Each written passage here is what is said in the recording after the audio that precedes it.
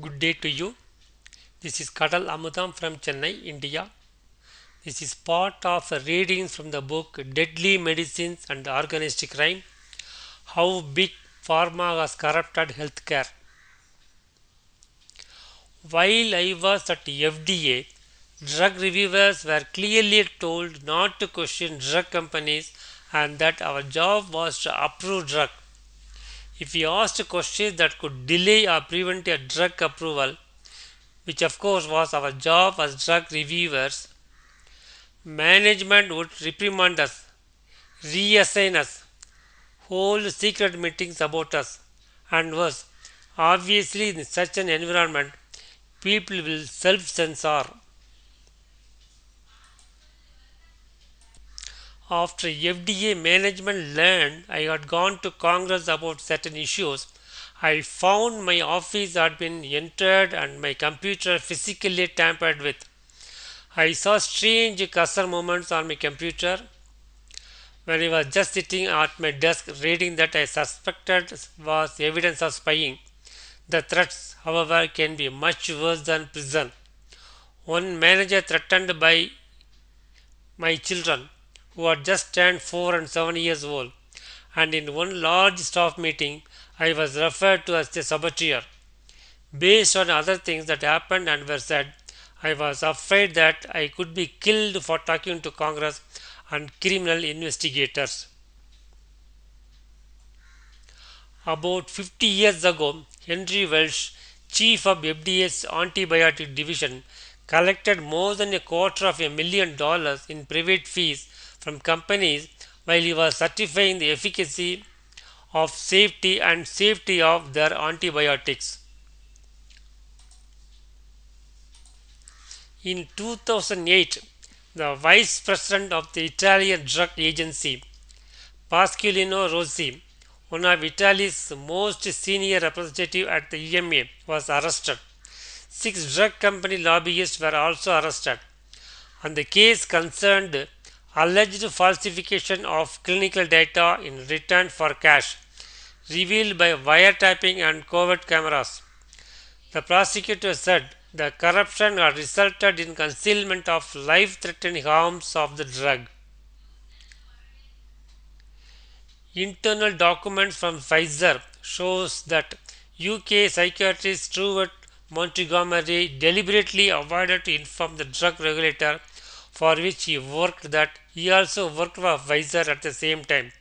He advised Pfizer about how the regulator got reasoned in relation to its application for sertraline and what the company should do in order to get the drug approved. The drug industry also contributes handsomely to political campaigns and most of the money goes to the Republicans.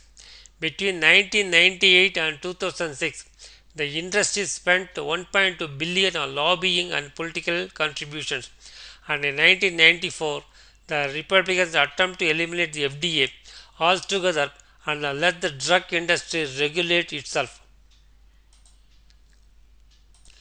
Politicians have consistently pushed the FDA in this direction. Example, in 1990, President Clinton urged FDA leaders to trust industry as partners, not as adversaries.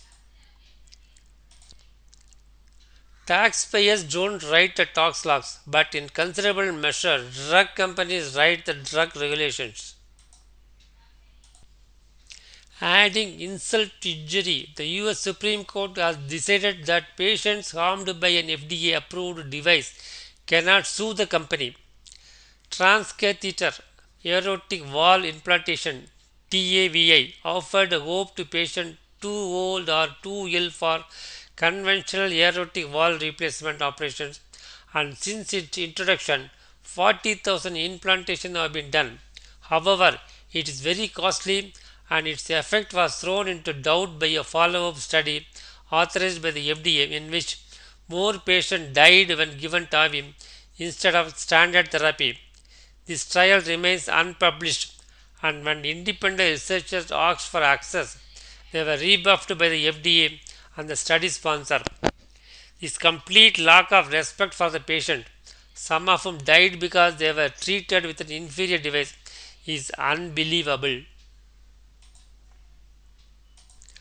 Also in the EU, industry lobbying leads to curious proposals that are not in the patient's interest.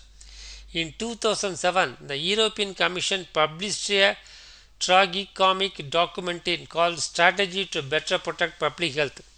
The Commission proposed to delete the clause that marketing authorization for a drug shall be refused if its therapeutic efficacy is insufficiently substantiated by the applicant. How it might better protect public health to allow ineffective drugs onto the market is hard to explain. In the United States and Europe, drugs are the third leading cause of death after heart disease and cancer. Pardon me, but have they gone completely mad at the FDA? Has the FDA leadership never heard about the Nuremberg processes or about the medical experiments on US prisoners where the declaration of Helsinki was it an issue, or about the Tuskegee affair where researchers in Alabama followed 399 black men infected with syphilis without treating them for 40 years to study the natural cause of the disease while preventing them from accessing treatment programs available to others. And while many died of syphilis, wives contracted disease and children were born with congenital syphilis, or that drug companies do research in poor countries for particularly dangerous drugs because peasants don't sue big corporations for injury, and because informed consent regulations either don't exist or are weakly enforced. The most well-known example of the use of third world guinea pigs is oral contraceptives, which were first tested in Puerto Rico, later in Haiti and Mexico. And when tested in the United States, poor people were chosen, 90% of whom were either of Mexican or African origin.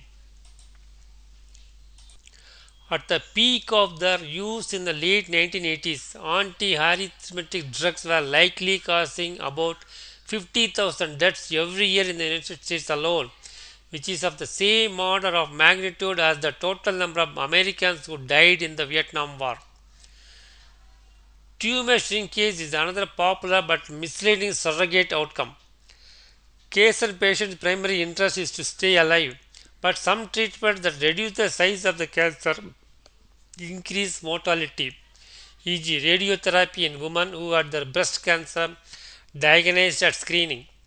This can be said about many, if not most cancer drugs.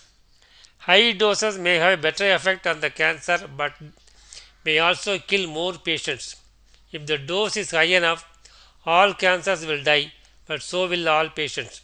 This shows how absurd this surrogate outcome is. Let me stop at this point, and then we will see the rest of the book in the coming videos. Thank you for watching. Kindly subscribe to the channel so that we can view more videos of this nature. Good day to you.